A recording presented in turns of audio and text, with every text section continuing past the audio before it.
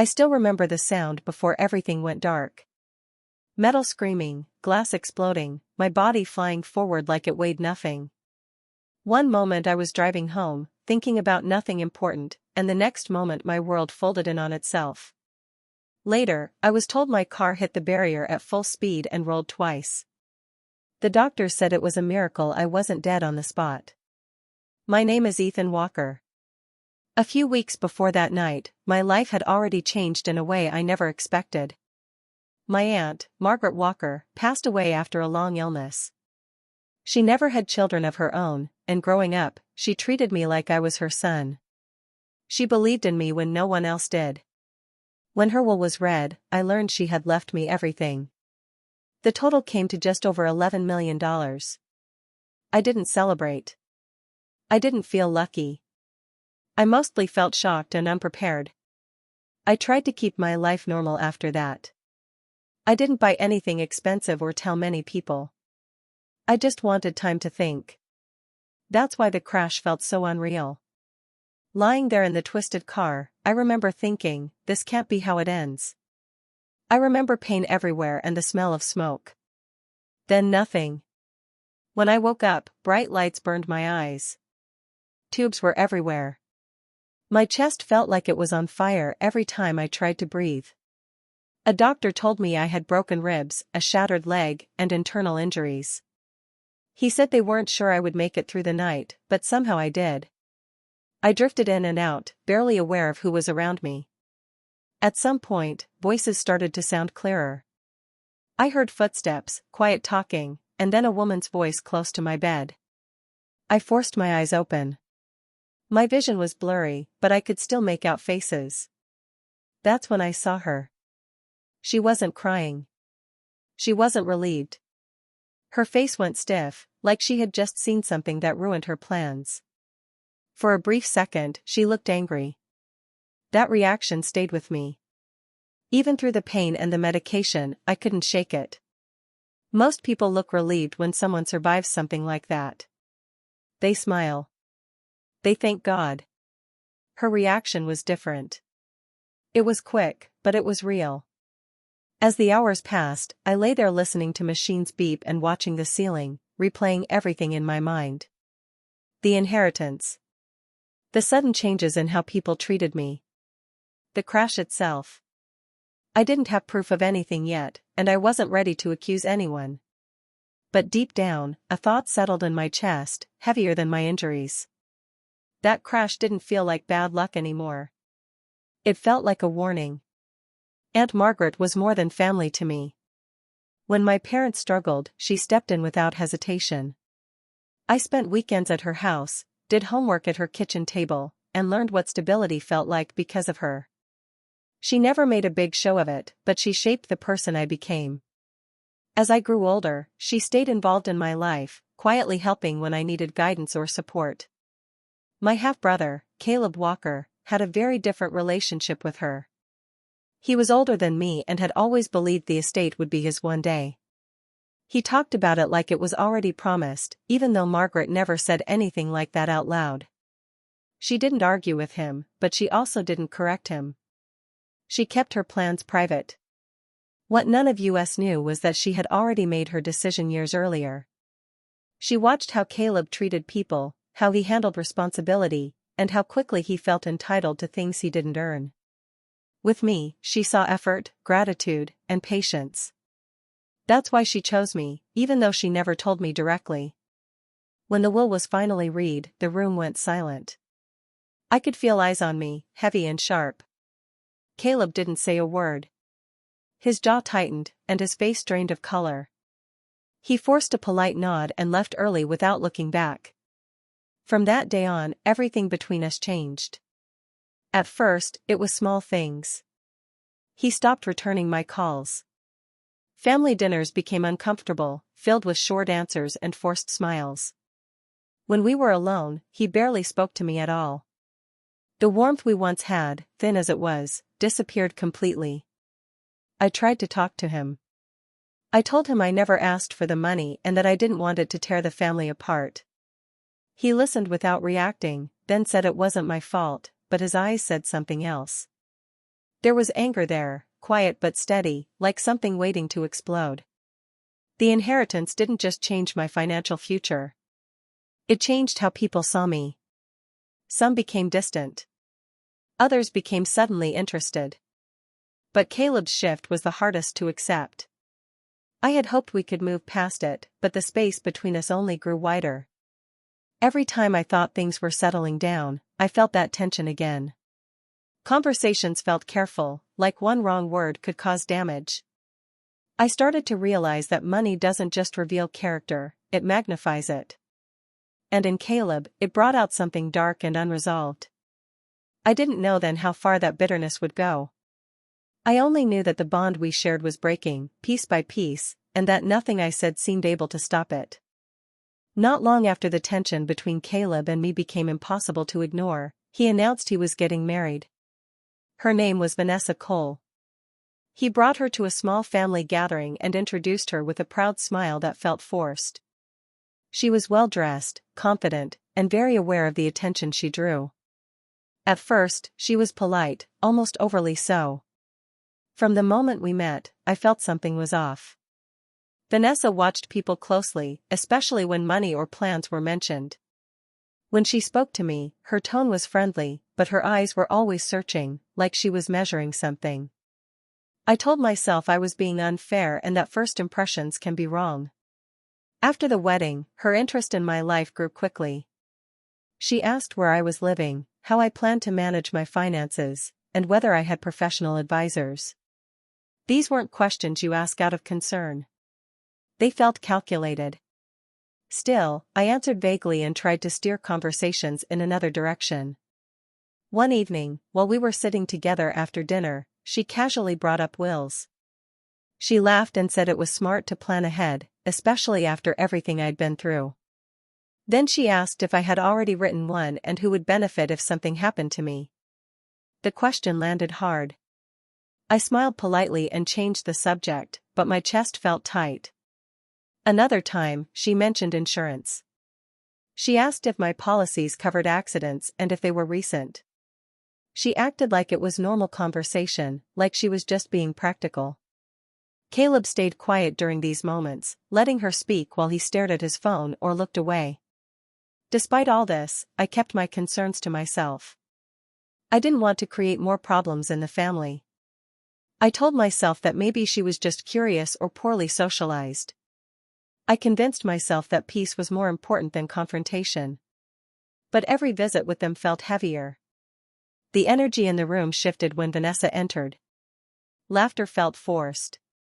Conversations became careful. I started noticing how she watched Caleb too, correcting him subtly, guiding conversations back to money whenever she could. There was a sharp contrast between her words and her actions. She spoke about family and trust, but her behavior showed something else. Greed doesn't always shout. Sometimes it smiles and asks questions. I ignored the warnings because I wanted to believe the best. I wanted to think that my fears were just stress talking. I didn't want to believe that someone new in the family could see me as a problem to solve rather than a person. Looking back, brushing it off was my biggest mistake. Those questions weren't random. They were preparation. And I was too focused on keeping the peace to see what was slowly taking shape right in front of me. After the wedding, my life started to feel unsettled in small but uncomfortable ways. Nothing dramatic at first, just moments that didn't sit right. I noticed my car behaving strangely. The brakes felt softer than usual, like they didn't respond right away. I told myself it was probably wear and tear and made a note to get them checked. A few days later, Caleb mentioned that my car had been serviced. I was confused because I hadn't taken it to any shop. He said he was just trying to help and had a friend look at it. I didn't ask many questions. He was family, and I didn't want to seem ungrateful or suspicious. I thanked him and let it go, even though something about it bothered me. Around that time, Caleb became harder to read. When we talked, he avoided eye contact. His answers were short and careful. It felt like he was holding something back. I asked him if everything was okay, and he said he was just stressed with work and married life. I accepted that explanation because it was easier than pushing for the truth. The night of the crash, I had planned to take my usual route home.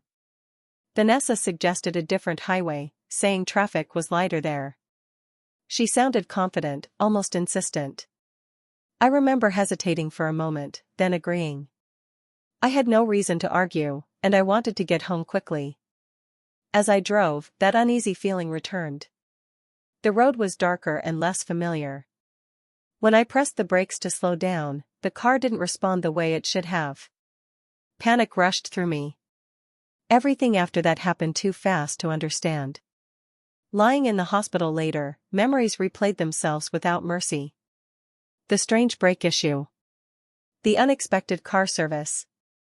The way Vanessa pushed for that specific route. Caleb's distant behavior. Each moment on its own seemed harmless. Together, they formed a picture I didn't want to see. I realized how much trust had blinded me. I believed that blood meant safety. I believed that family wouldn't cross certain lines. That belief kept me quiet when I should have asked questions. What hurt the most wasn't just the fear of what happened, but the realization that I had ignored my instincts. My body had sensed danger before my mind accepted it. I had chosen comfort over caution, peace over truth. Those warning signs were not accidents or bad luck. They were signals.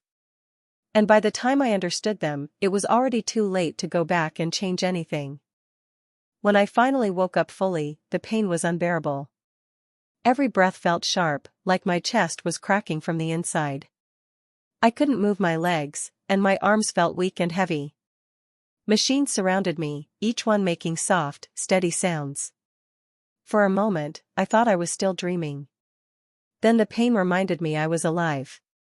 My eyes struggled to focus, but I could tell someone was standing near the bed. As my vision cleared, I saw Vanessa. She was dressed neatly, her hair perfect, her face calm. But there was no relief in her eyes. No gratitude. Instead, her expression tightened when she noticed I was awake. It was quick, but it was real. It looked like disappointment. She leaned closer, as if checking whether I was truly conscious. Then she stepped back. A nurse entered the room, and Vanessa turned away, forcing a soft smile. The difference between the two expressions stayed with me. Later, when the room was quieter, I drifted in and out of sleep. Voices came and went. At one point, I heard Vanessa again, this time speaking in a low, angry whisper. I couldn't see her clearly, but I heard every word. She said this wasn't supposed to happen. Her tone was sharp, frustrated, like something had gone wrong. Caleb's voice followed, softer and nervous. He told her to lower her voice. He said people were around. She didn't sound concerned about that. She sounded upset that I was still alive. I lay there without moving, afraid that opening my eyes or making a sound would expose me. My heart raced, not from pain, but from fear and disbelief. I wanted to believe I had misunderstood. I wanted to think the medication was playing tricks on my mind. But the words were too clear, and the anger in her voice was impossible to ignore. That moment changed something inside me. The doubt I had been avoiding settled into certainty. This wasn't bad luck. This wasn't a tragic accident. Something had been planned, and it had failed. After that, I watched everything differently. Every visit felt like a performance. Vanessa's concern sounded rehearsed.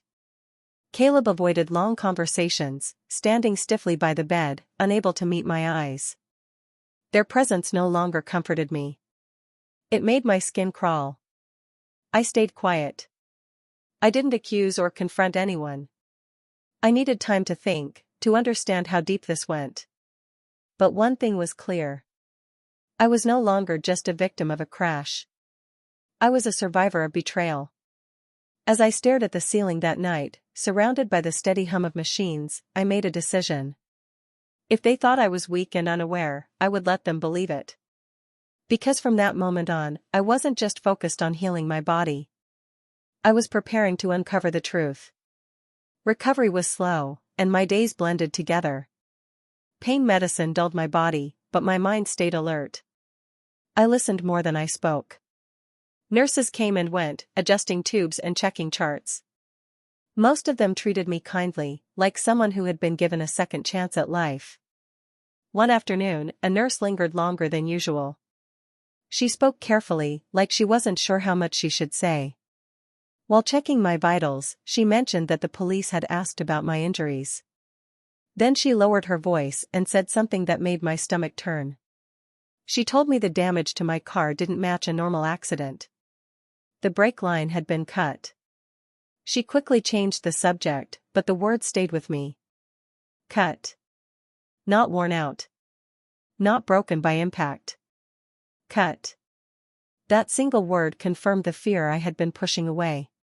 Not long after that, a man came to see me. He introduced himself as an investigator. He wasn't aggressive or loud. He spoke slowly and asked simple questions about my routine, my car, and the people closest to me. He watched my face closely while I answered, like he was measuring my reactions. As I talked, the pieces started falling into place. The sudden marriage. The tension after the inheritance. The strange behavior. The forced concern. None of it felt random anymore. It felt organized. The investigator didn't accuse anyone directly, but he didn't have to. His questions circled around my brother and his wife.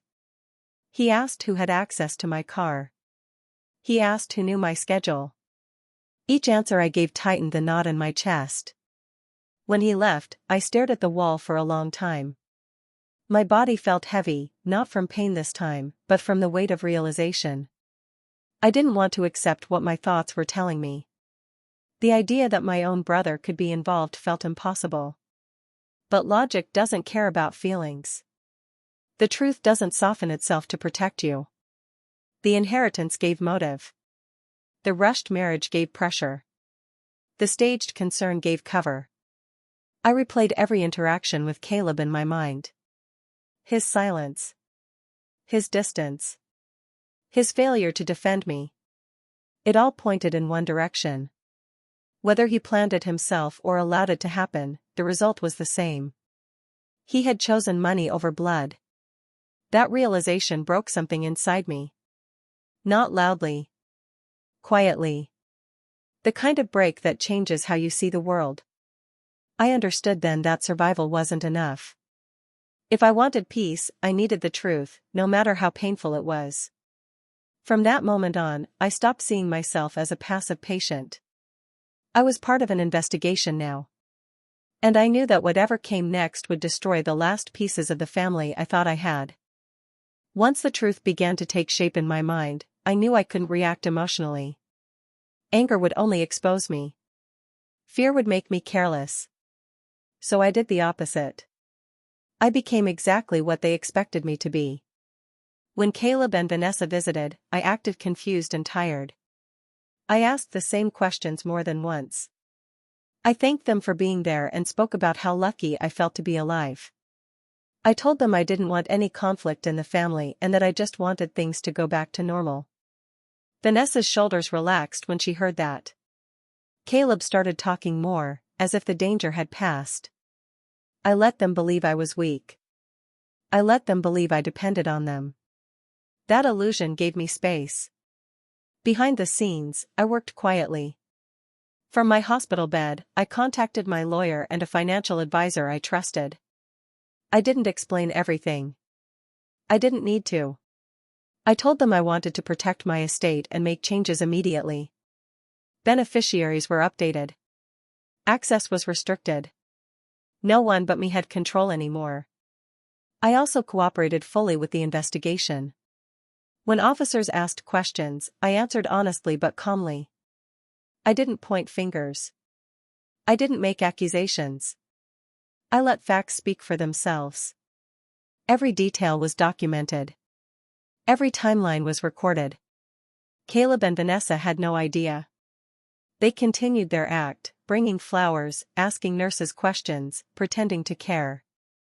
Vanessa spoke about the future like she expected to be part of it. She suggested handling things for me once I was discharged. I nodded and smiled. Inside, I was watching everything. The way they spoke to each other. The tension when unexpected visitors arrived. The relief when conversations ended. They were confident I was under their control. That false confidence became their weakness. They stopped being careful. Small slips started happening. Contradictions. Nervous glances. Moments of silence that said more than words ever could. I wasn't planning revenge out of rage. I wanted justice. I wanted the truth exposed cleanly and completely. That meant patience. That meant discipline. Every night, as the hospital grew quiet, I reminded myself why I was doing this. I had survived for a reason. I wasn't going to waste that second chance by acting too soon. They thought I was broken. They thought I was harmless. And as long as they believed that, I had the upper hand. Things started to unravel faster than I expected. The pressure of the investigation slowly wore them down. People can pretend only for so long before fear takes over. I didn't need to push. I just needed to stay quiet and let the truth surface on its own. The first mistake came from Caleb. During one visit, he mentioned being home all night on the day of the crash. He said it casually, like it was nothing. A few days later, an investigator asked him the same question. This time, his answer was different. He claimed he had been out running errands late. The change was small, but it mattered. That inconsistency was enough to raise alarms. The investigators began asking more focused questions. They requested phone records and location data. Caleb grew tense. His voice shook when he spoke. He started arriving late to visits and leaving early. Vanessa handled the pressure even worse. When she was questioned, her calm mask cracked. She asked what evidence they had and who had said what.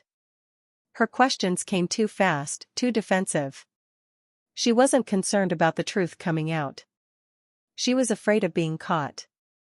Then the financial records were uncovered. Accounts I had never heard of were linked to both of them. The timing of those accounts was impossible to ignore. They were set up shortly after the inheritance became public. The paperwork showed plans for access that only made sense if I were no longer alive. That discovery changed everything. The case stopped being suspicious and started becoming clear. Investigators didn't need a confession anymore. They had motive, planning, and lies. Under that pressure, Caleb and Vanessa began turning on each other. Their conversations grew sharp. Blame slipped into their voices. Vanessa accused Caleb of being careless. Caleb accused her of pushing too hard. The bond they showed in public disappeared behind closed doors. I watched it all from a distance. The people who once stood united by greed were now divided by fear.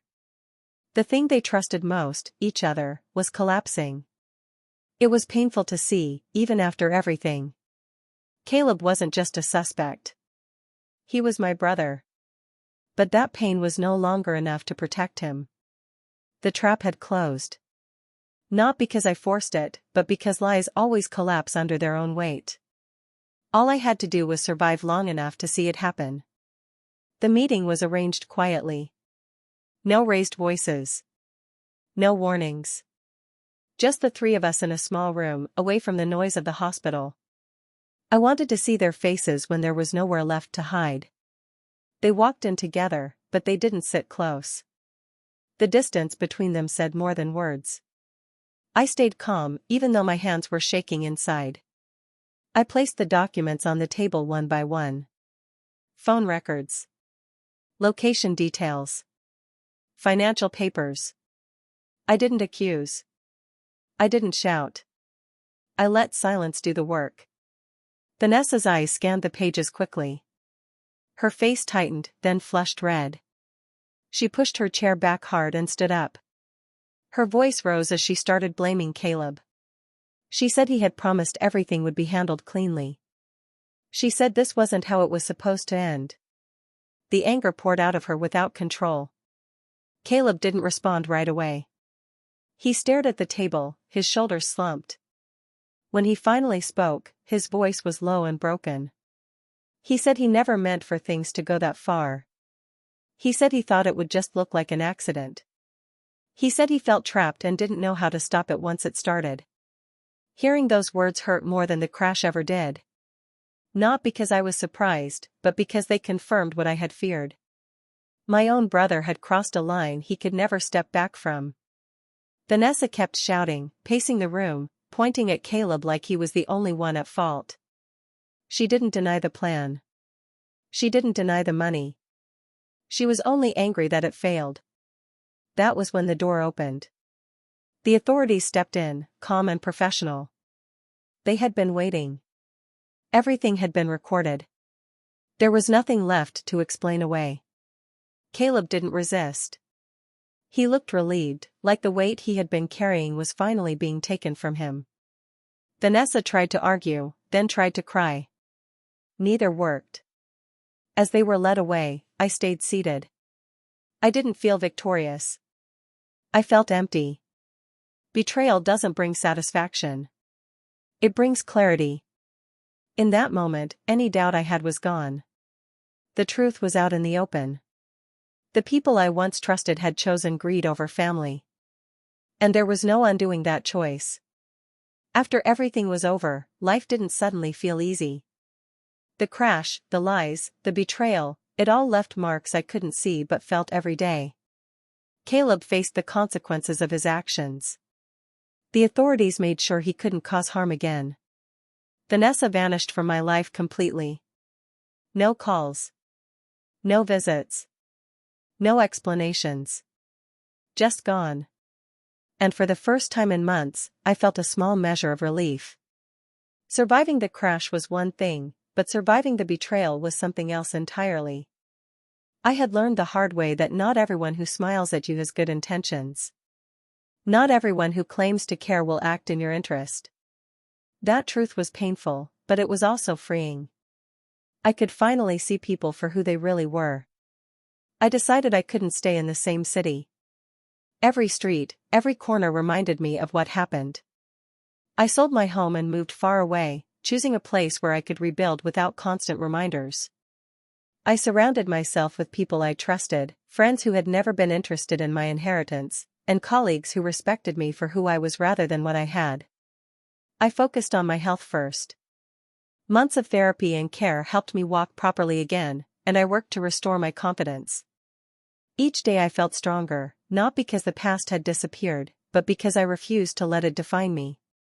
Slowly, I started investing in projects I cared about, creating a life that was mine alone. I kept Aunt Margaret's memory alive in everything I did. She had trusted me when no one else did. She had given me an opportunity to succeed, to live, and to survive. Honoring her legacy meant making choices she would have been proud of, choices rooted in integrity, patience, and kindness, even after everything I had endured. Looking back, I realized one clear truth: greed changes people. It can turn brothers into enemies and smiles into lies. But survival, true survival, does something else. It turns pain into power, betrayal into wisdom, and fear into determination. I may have lost trust, but I gained understanding. I may have lost innocence, but I gained strength. I didn't rebuild my life quickly.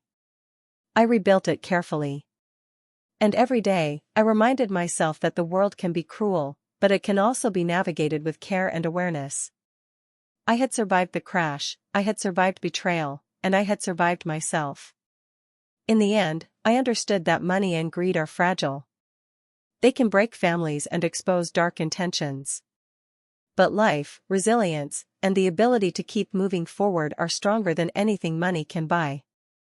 And that knowledge, hard-earned and permanent, was mine forever.